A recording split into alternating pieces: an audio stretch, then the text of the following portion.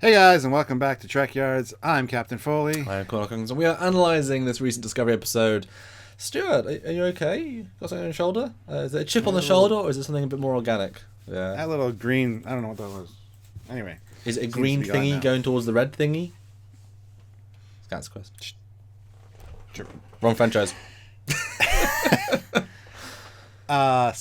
Today's topic of discussion, something interesting happened at the end of the last episode when they got back through the mycelium network to their place, but not their time. Yep.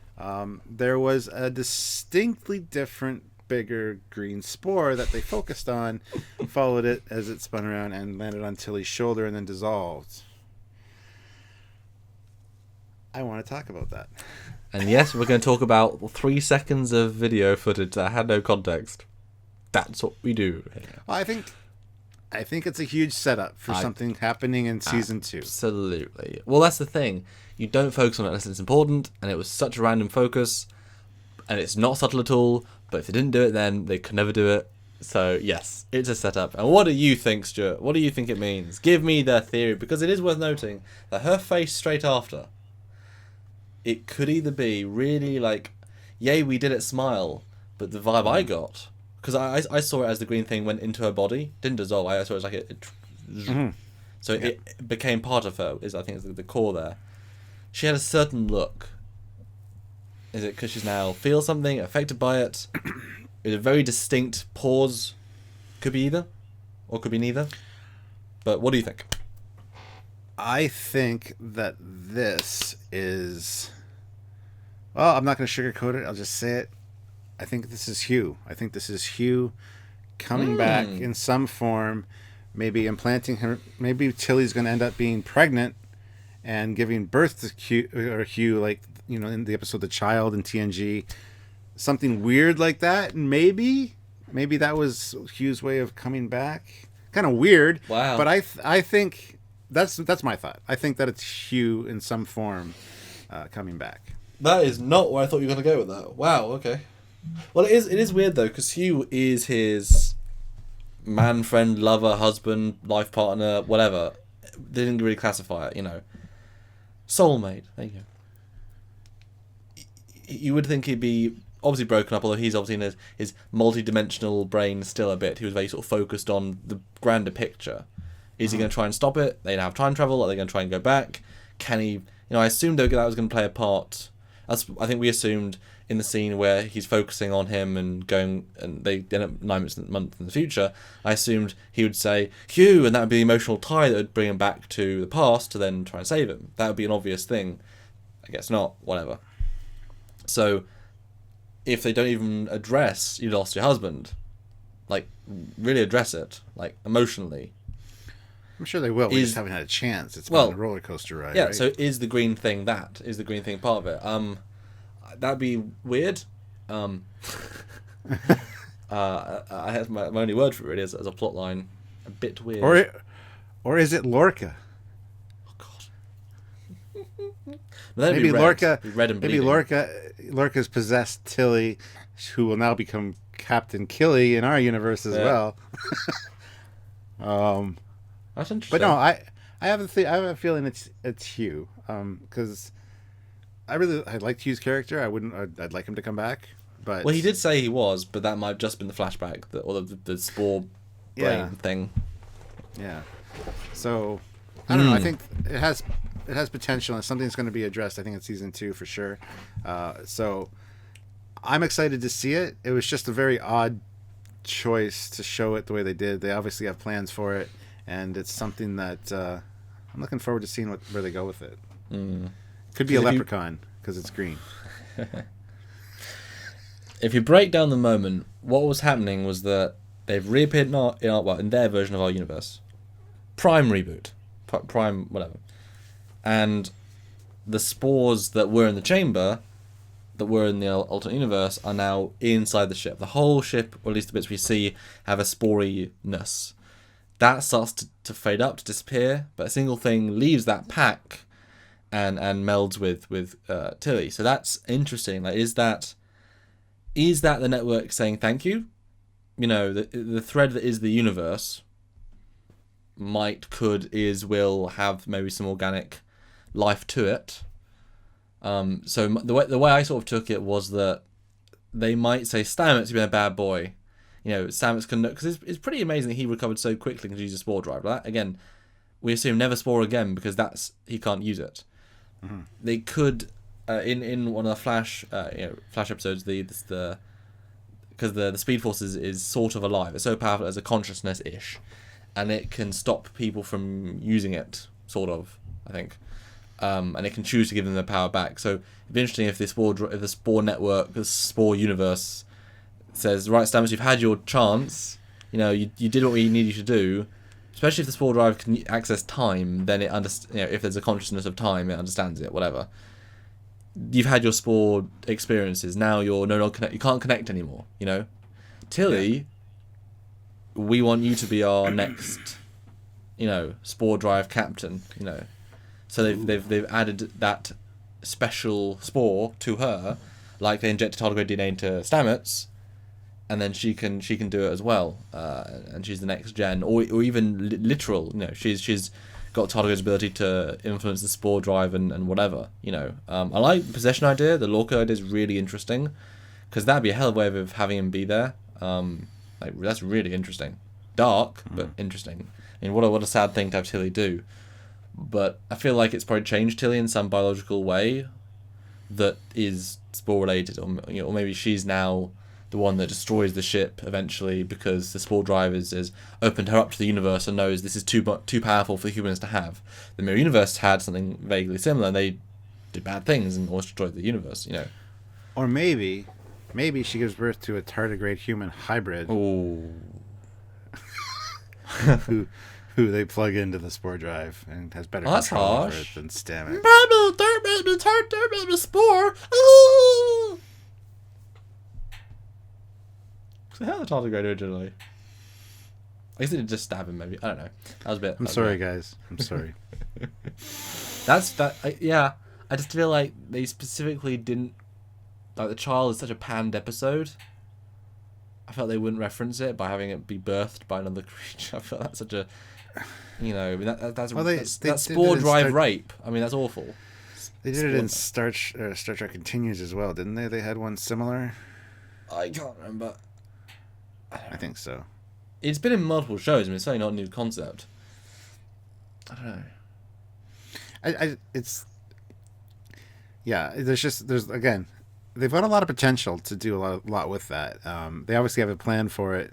And I'm just looking forward to the ride, to seeing where it goes exactly and how soon it's going to happen.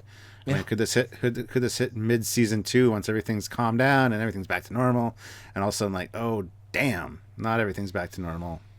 Guess what, guys? Captain Killy's back. Yeah, it's weird because that's such a small moment, obviously, but we know it must be important. I mean, the spore drive is meant to be this galactic or universal, multi-dimensional, multi-temporal network. That's the most important thing in the universe, theoretically, right? Mm. So this scene must be huge. Now, I'm pretty sure that such a small setup, you'd have to reference in the last episode to say, see her have a flash of green in the eyes, her second reference maybe people remember. Because if you then paid off in episode 6 of season 2, no one's going to remember this. It's so small. So I feel like it has to be a season 1 leading into something else. It can be hyper small. That's fine. But again, what's doubly exciting about this show is that they changed the direction so drastically. And I read an interview yesterday that said Brian Fuller, his original plan, which they scripted, was to get to the universe very, very quickly.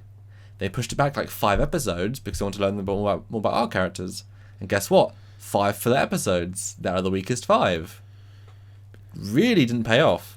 Really hurt the series. Now, with him far gone, they were to rewrite the show, building blocks. Season 2 can be infinitely better written with an actual plan.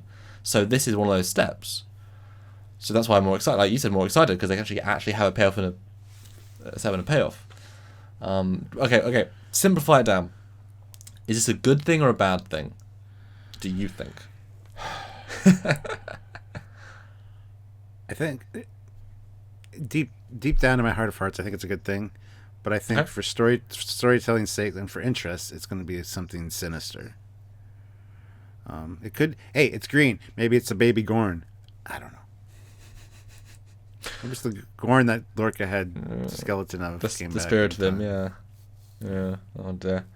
Or it could be, what was the race that was actually energy beings? I mean, there's been multiple races that have just been like a ball of light. Just one of them. I don't know. Or maybe it's part of the mycelium network that enters Tilly, and Tilly becomes the first Q. I was about to say, yeah. Well, I mean, why not? If the network is the universe. Yeah, that touches all life in the universe, multiverse, yeah. And it picked her because reasons, and she's such a nice person and has ambition but not negative drive, Mm-hmm. I mean, would you be opposed to that? I kind of don't want the Qs to come from humans. That's really, like, we're too important. The fact they evolved on their own in their own way, and they look like humans because it's just to show us, Ooh. It was green. Maybe it's the Borg. The birth of the Borg.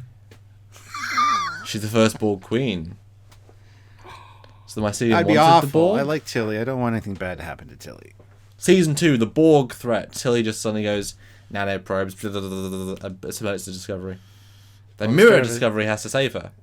They start out as nanospores, and then the spores have to evolve, so they take on some of the tech evolve aspects. back into tech.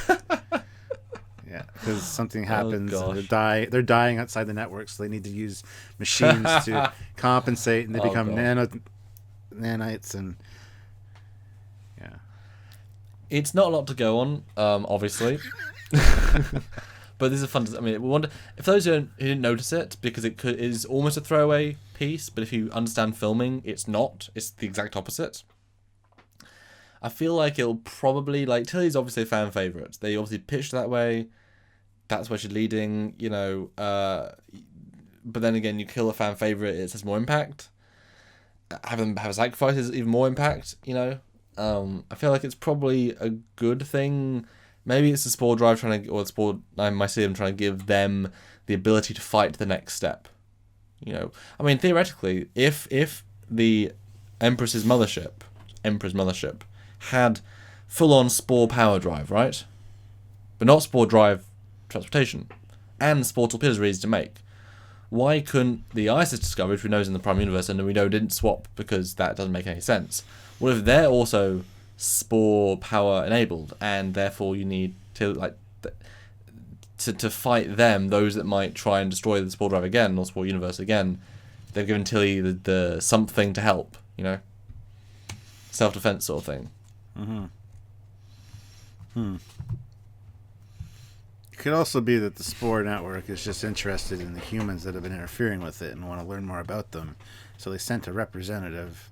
I don't know who they are. The Spores sent a representative to spy on the humans to find out what the hell is going on, why they're so interested in the network.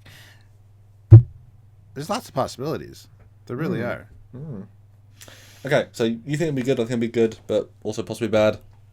Will it, as in your vote, will it come to play? Will the payoff be the end of this season? Or do you think there'll at least be another milestone of this plot point? Or will it be left alone, do you think? I'd kind of like it left alone until mid-season 2, but I have a feeling this might be tied into the season finale for this season.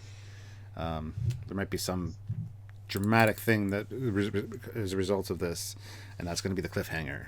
And that's, I think, what they will do, because they've kind of been hitting their beats pretty fast. And they haven't been really letting things simmer.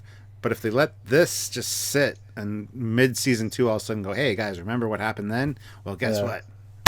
I mean, that'd be kind of neat. That'd be kind of neat. Yeah, I don't think we'll get the payoff this season. That would be too much.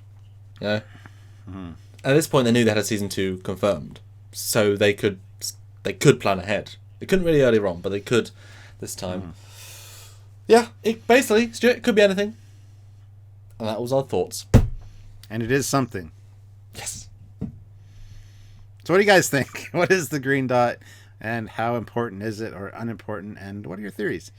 Love to hear them, and put them in the comments below. We share your thoughts with everybody else. Or head on over to our Trekyards Facebook page, and we have great discussions on ships and tech over there as well, and a good community to hang out with. So please do that. Don't forget to subscribe to the channel, like the video, and share it around with anybody that you think would enjoy it. And of course, if you want to support what we do directly, which is financially, then you can do a couple of ways. Either a one-time donation, kind of a thank you or a tip, whatever, at trekyards.com/donate. That big donate, by that I mean.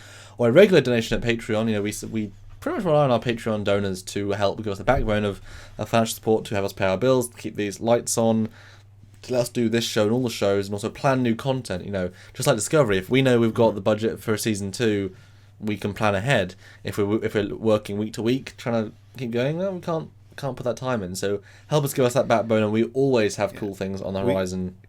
We need you to pay for our little dot that falls, that pay off it later at some point. That's what we need. That's what he's saying.